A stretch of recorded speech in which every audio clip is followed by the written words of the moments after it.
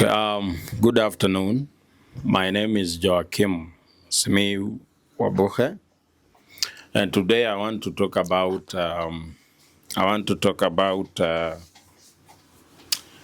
the current occurrences in the political landscape of the country and things that have caught my attention. First of all, let's talk about the recent unveiling of the DCP party by Gachagua. I want to tell the Kenyan people that right now, the most urgent agenda is to send William Ruto home. And anyone who can help us achieve that agenda is welcome.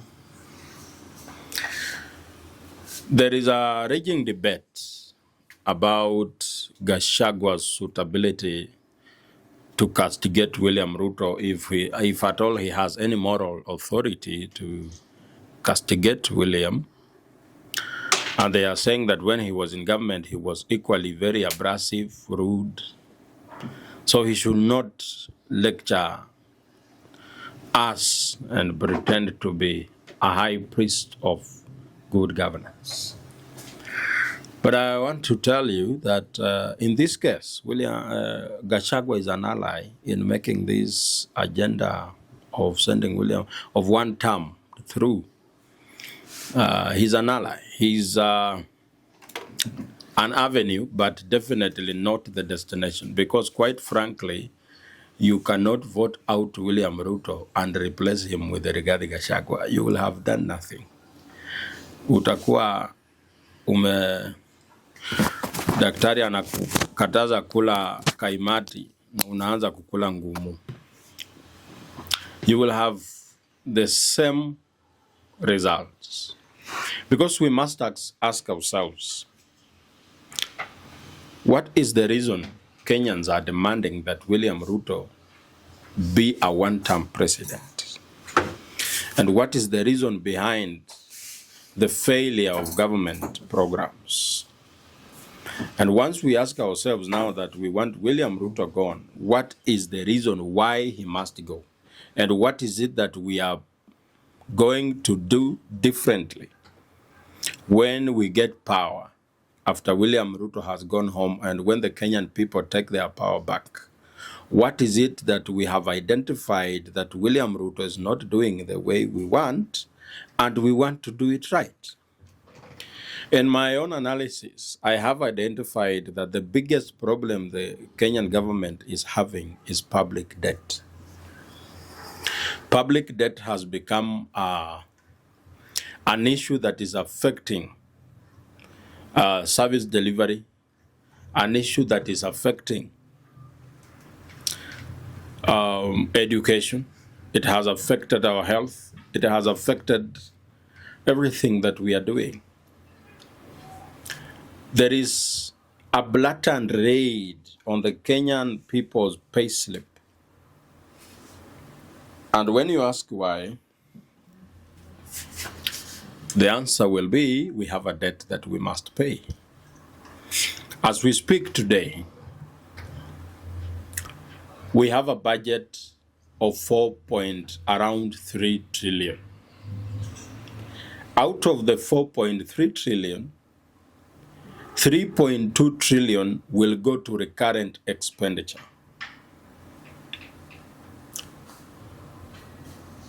Government operations will take like around 400 billion. Salaries will gobble up 600 billion. We have not talked about counties. We have not talked about the little development that the government can do.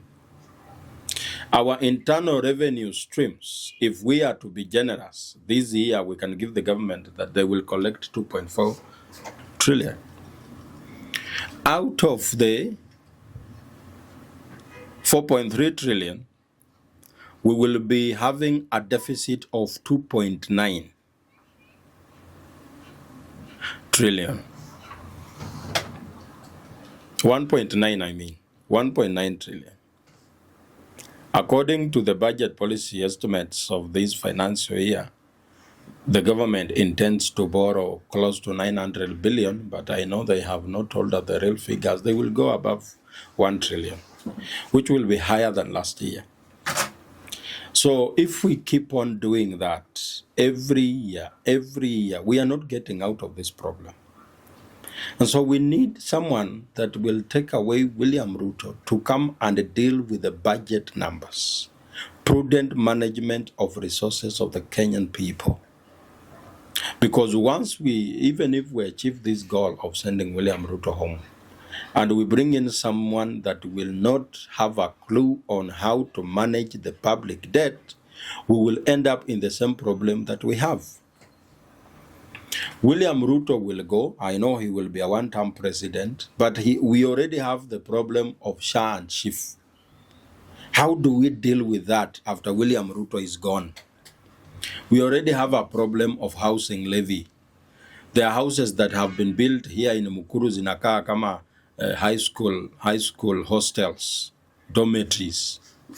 How do we deal with that?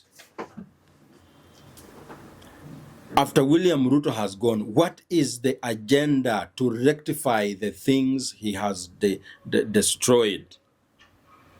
How do we deal with education not working? How do we deal with health? How do we deal with revitalizing agriculture and making Kenya competitive in terms of manufacturing on the continent and the region?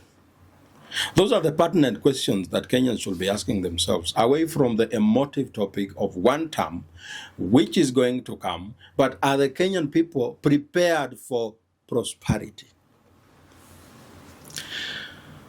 You need to sit back and ask yourself, the day they will announce that William Ruto has lost election, you will celebrate. Then what? What are you going to do next? What will be the examination for the next president? What is he coming to do?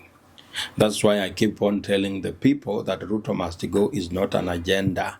It's a campaign, a rallying call to birth a new country, prosperous, where you don't have to worry about your next meal, where you don't have to worry about your medical bills.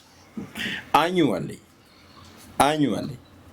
the Kenyan government spends almost 168 billion on health alone.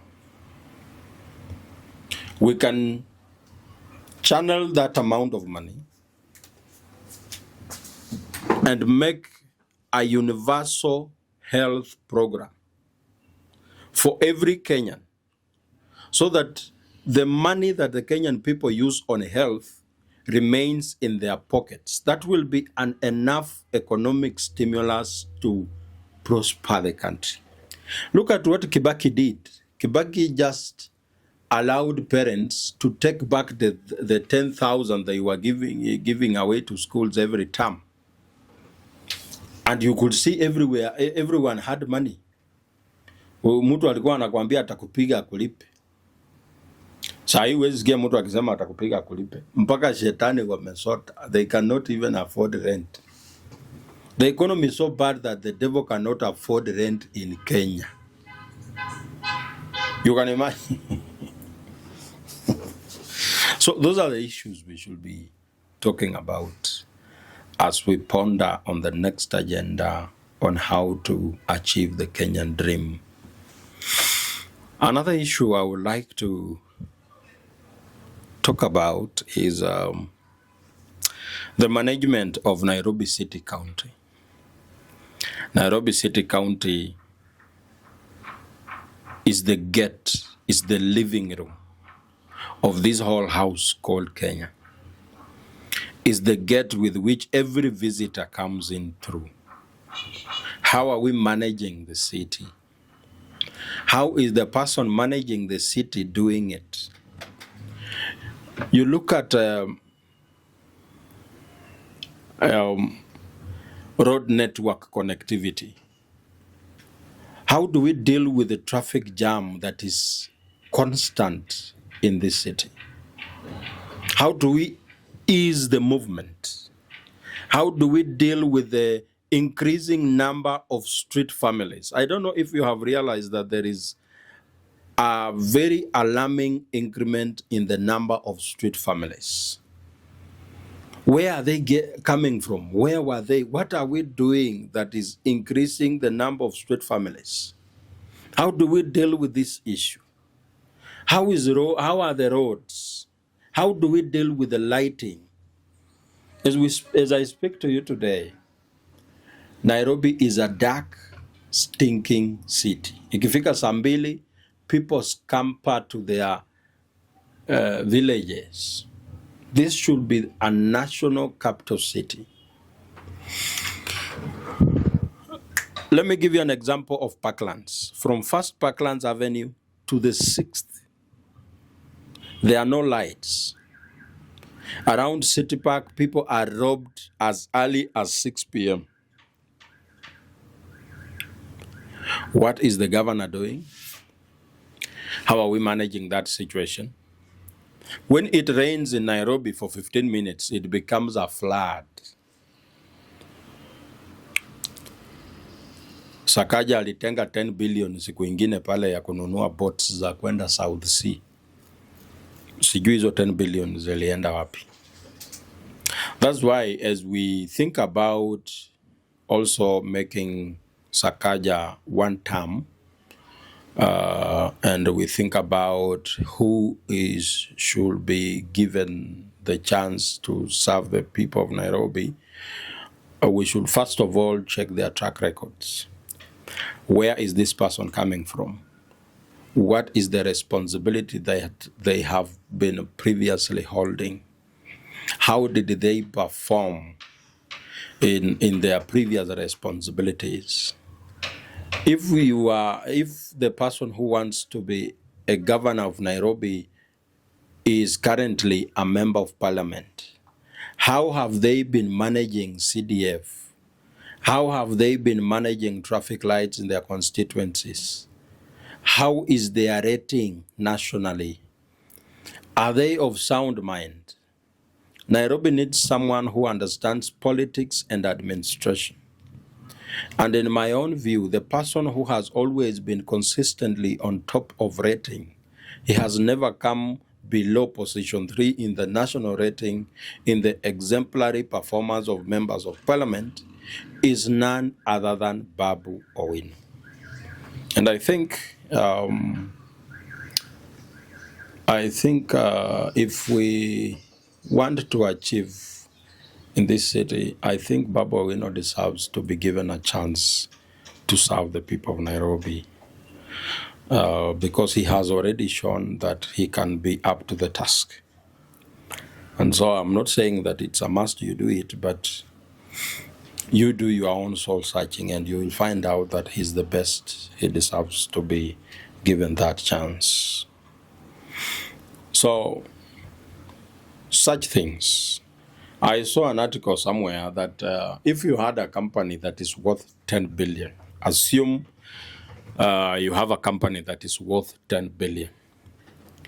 That person that you are cheering to be an MCA, to be a member of parliament, to be a governor, to be a president, to be a senator, can you trust that person that you are currently cheering to be the CEO of your company?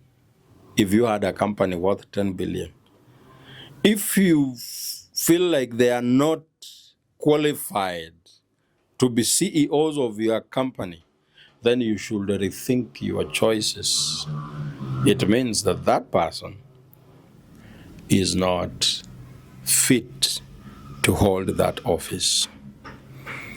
That we have been blaming the windmill. We should also blame the wind, because it's the wind that determines the direction to which the windmill goes. In this country, people must realize that they are on their own, that your security is actually on your own. We are living in a country that rarely solves murder cases. We are living in a country that thieves and corrupt people are given promotions. We are living in a country that your academic performance does not necessarily give you a job. We are living in a country that being honest is dangerous. And how do we change all that? How do we turn around the country? We must come up with ways of turning around the country and making it a little bit better. We don't want to be rich at kila Mkenya kwe yeye ako na gari. That's not what I'm talking about. I'm talking about a situation where you can manage your day-to-day life without straining, that you can afford a good meal without straining. You can take your child to a good school, and the teachers are being paid well, and the schools are good. Classrooms are conducive. That's the country that we are yearning to have. It has nothing else. The issue of Nairobi, so many people have found issues with how we are managing it. And even Kotu Secretary General Francis actually, like him or hate him, he identified that the way we are living in this city is not okay. You go to all these leafy suburbs, unapata barabara imeharibika. Unaenda Kilimani unashangaa huku ni wapi? Ni Mukuru ama ni Kilimani? Hii barabara haifai kuwa huku. We have a governor who absconds duty. And when Kenyans ask him questions, he hides behind behind Raila Odinga. This political patriarchy will not help. Whether you are an absentee governor, and when people start asking questions, unakimbia Opoda farm, sijui kufanya nini, nasikia na mambo mingi. We cannot achieve the Kenyan dream by having such kind of leadership. It's not good. Si hapo iko sawa. Masi.